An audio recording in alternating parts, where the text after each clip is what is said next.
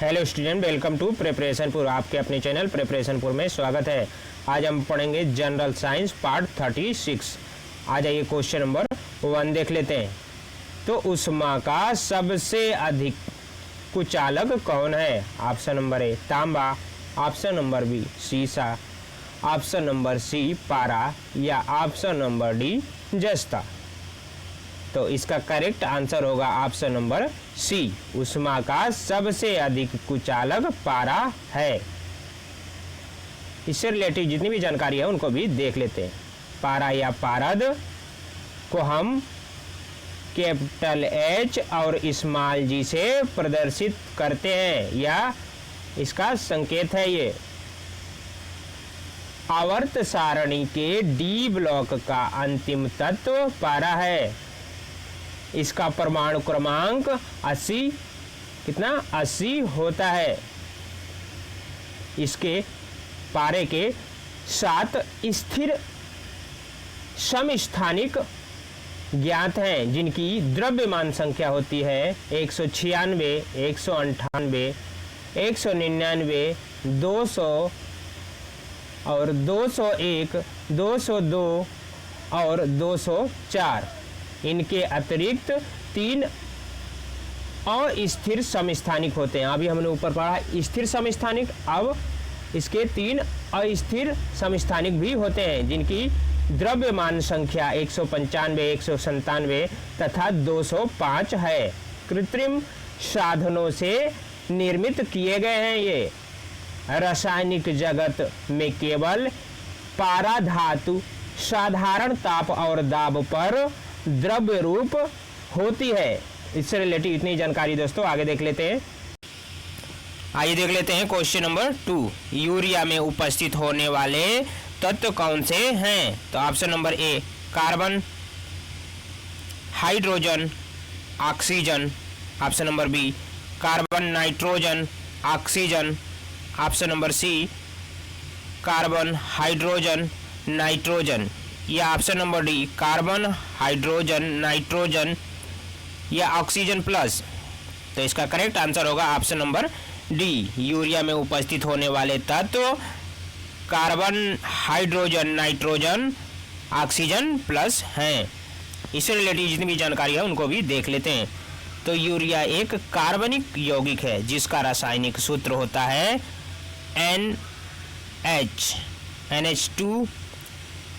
NH2 bracket में, इसका NH2 bracket में स्क्वायर CO होता है।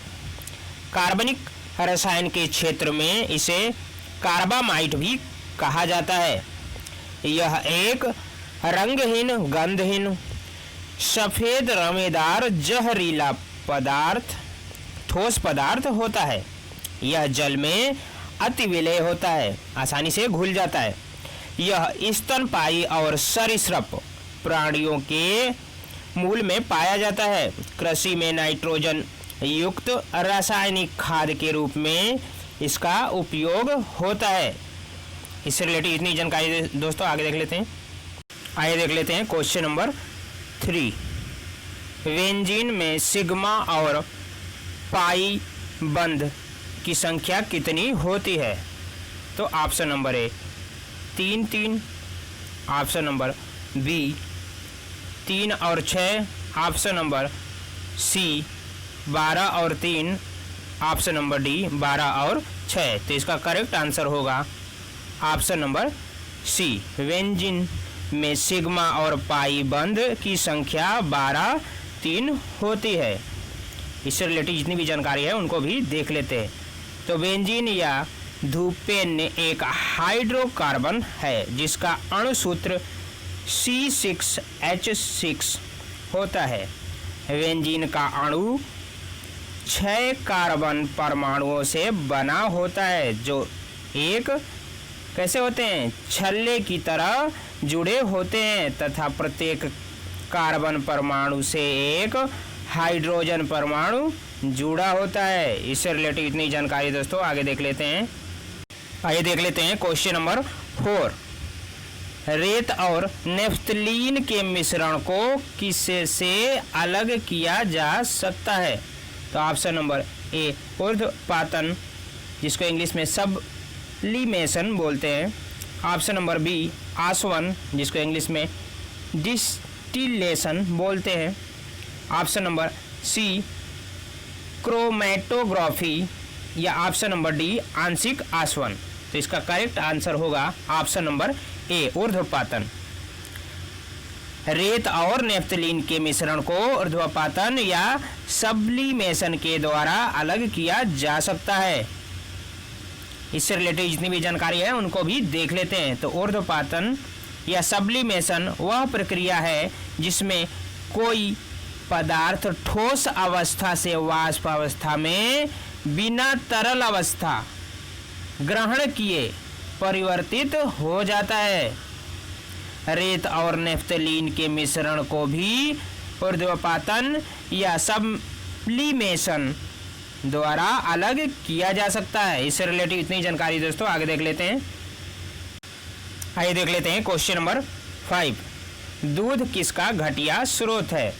तो ऑप्शन नंबर ए कैल्शियम का, ऑप्शन नंबर बी प्रोटीन का, option number C vitamin C का, या ऑप्शन नंबर डी कार्बोहाइड्रेट का। तो इसका करेक्ट आंसर होगा ऑप्शन नंबर सी, दूध विटामिन सी का घटिया स्रोत है। इससे रिलेटेड जितनी भी जानकारी है उनको भी देख लेते हैं। तो दूध प्रोटीन, कैल्शियम और राइबोफ्लोविन युक्त होता है। इनके अलावा इसमें किसमें दूध में vitamin A, vitamin D, vitamin के और विटामिन ई सहित फास्फोरस, मैग्नीशियम, आयोडीन व कई खनिज और वसा तथा ऊर्जा भी होती है। दूध में विटामिन सी नहीं पाई जाती। इससे रिलेटेड इतनी जानकारी दोस्तों आगे देख लेते हैं। आइए देख लेते हैं क्वेश्चन नंबर 6। मांसपेशियों में दर्द के उपचार में उपयोग किए जाने वाला विकिरण कौन सा है? Option number A infrared, option number B microwave, option number C UV, या ऑप्शन नंबर डी एक्सरे। तो इसका करेक्ट आंसर होगा ऑप्शन नंबर ए। मांसपेशियों में दर्द के उपचार में उपयोग किया जाने वाला विकिरण इंफ्रारेड है। इससे रिलेटिव जितनी भी जानकारी है उनको भी देख लेते हैं। तो इंफ्रारेड हीलियम एक ऐसी थेरेपी है जो इंफ्रारेड लाइट का इस्तेमाल करती है, जिसे थर्मल रेडिएशन या हीट रेडिएशन के नाम से भी जाना जाता है। इसका उपयोग मुख्य रूप से वैकल्पिक चिकित्सा में उपचार के रूप में मांसपेशियों में दर्द दूर करने के लिए किया जाता है। इससे रिलेटेड इतनी जानकारी दोस्तों आगे देख लेते हैं। आइए देख लेते हैं क्वेश्चन नंबर 7। सबसे मीठी चीनी कौन सी होती है? तो option number A fructose, option number B glucose, option number C maltose, या ऑप्शन नंबर सी सुक्रोज। तो इसका करेक्ट आंसर होगा ऑप्शन नंबर ए फ्रुक्टोज। सबसे मीठी चीनी फ्रुक्टोज होती है। इससे रिलेटेड जितनी भी जानकारी है उनको भी देख लेते हैं। तो लगभग सभी फलों, शहद, कई जामुन और कुछ सब्जियों में फ्रुक्टोज पाया जाता है। फ्रुक्टोज सामग्री के कारण इन उत्पादों की नियमित खपत अच्छे पोषण की कोशिकाओं को बढ़ावा देता है।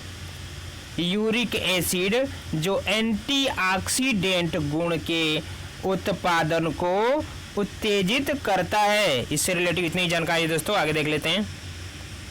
आइए देख लेते हैं क्वेश्चन नंबर 1। अदरक तना है, जड़ क्यों नहीं? ऑप्शन नंबर ए यह खाद्य सामग्री को संग्रहित करता है। ऑप्शन नंबर बी इसमें नोड और इंटरनोड होते हैं। ऑप्शन नंबर सी यह मिट्टी में क्षैतिज रूप में बढ़ता है। या ऑप्शन नंबर डी इसमें क्लोरोफिल की कमी है। तो इसका करेक्ट आंसर होगा ऑप्शन नंबर बी। इसमें नोड और इंटरनोड होते हैं। इससे रिलेटेड जितनी भी जानकारी है उनको भी देख लेते हैं।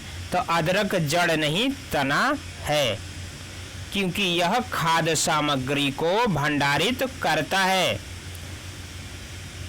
यह मृदा में क्षैतिज दिशा में बढ़ता है। मृदा मतलब मिट्टी में क्षैतिज दिशा में बढ़ता है।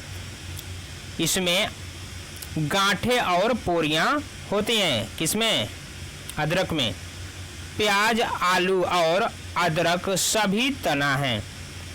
पौधे का वो हर भाग जो जमीन में हो जरूरी नहीं कि जड़ ही हो, और यह भी जरूरी नहीं कि जड़ हमेशा जमीन में ही हो। कुछ पौधों में जड़ें जमीन से बाहर भी निकल जाती है। इससे रिलेटिव इतनी जानकारी दोस्तों आगे देख लेते हैं।